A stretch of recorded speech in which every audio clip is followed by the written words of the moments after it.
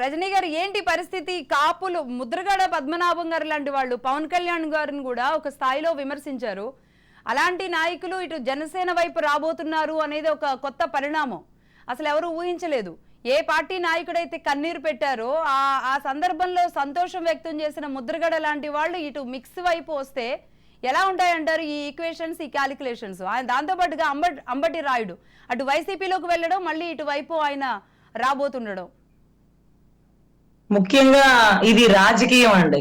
So రాజకీయం వేరు, నాయకత్వం వేరు, ఆదర్శాలు వేరు, అభ్యుదయ భావాలు వేరు, రాష్ట్ర అభివృద్ధి వేరు. వీటన్నిటికంటే మించి ఏ గూటి పక్షులు చివరాఖరికి చేరి ఆ గూటికే చేరినయేమో అనే ఒక దృఢమైన సంకల్పం.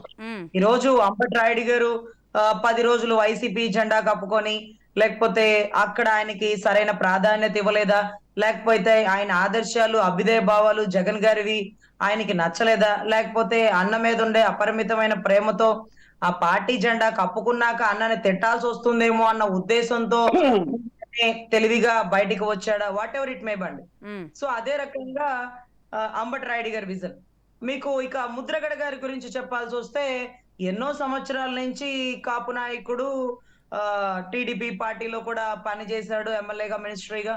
అదే రకంగా ఎప్పుడో 75, 79 నుంచో భారతీయ జనతా పార్టీ ఏదో సంబంధించిన పార్టీలో కూడా ఆయన గత నుంచే ఉన్నారని విన్నాము. అదే రకంగా ఒక కాపు నాయకుడు, ఒక కాపు ఉద్యమకారకుడు, whatever it may be. So విభేదాలు సొంత ఇంట్లో 100 ఉంటాయండి. ఆర్చుకుంటారు, కొట్లాడుకుంటారు, మళ్ళీ గొడవ వచ్చి ఒక పెద్ద యుద్ధం వచ్చింది అనుకోండి, అందరూ ఒకే గుటికి వస్తారు. ఈ రోజు శత్రువులు, మిత్రులు రాజకీయాల్లో ఉండరండి. శాశ్వత మిత్రులు ఉండరు, శాశ్వత శత్రువులు ఉండరు.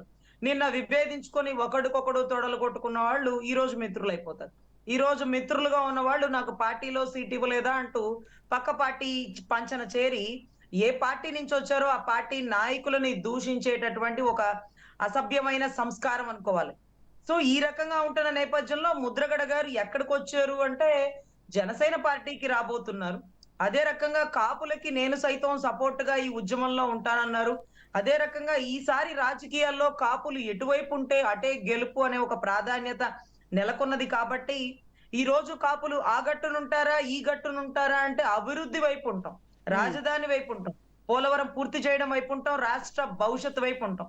సో అటువంటి విషయాల్లో అందరం కలిసి ఒకే తాటి మీద ఉండి రాష్ట్రంలో ప్రభుత్వ విజయానికి మా వంతు బాధ్యతగా మేము ప్రాధాన్యత వహిస్తామని కోరుకుంటున్నామండి. అధినాయకుడు ఆదేశం కూడా అదే కాబట్టి మనము పదవులు ఆశించట్లేదు, పెత్తనం ఆశించట్లేదు. మనం పని చేయడంలో నిమగ్నమై ఉందాం.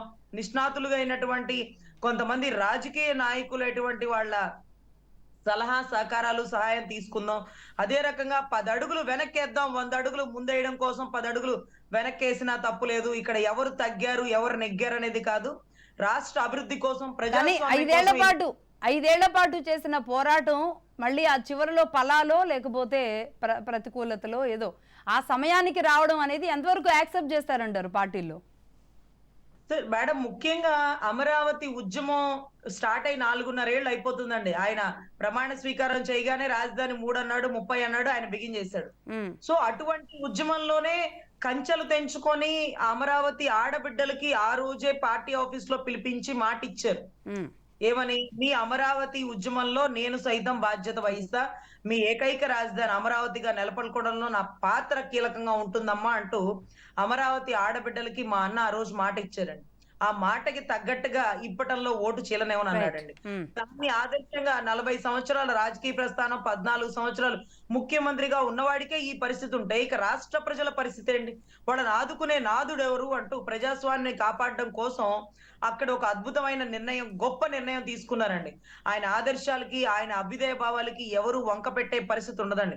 2014 ఎలక్షన్స్ లో కూడా ఏమీ ఆశించకుండా పనిచేసినటువంటి అభ్యుదయ భావి. అదే రకంగా రజనీ గారు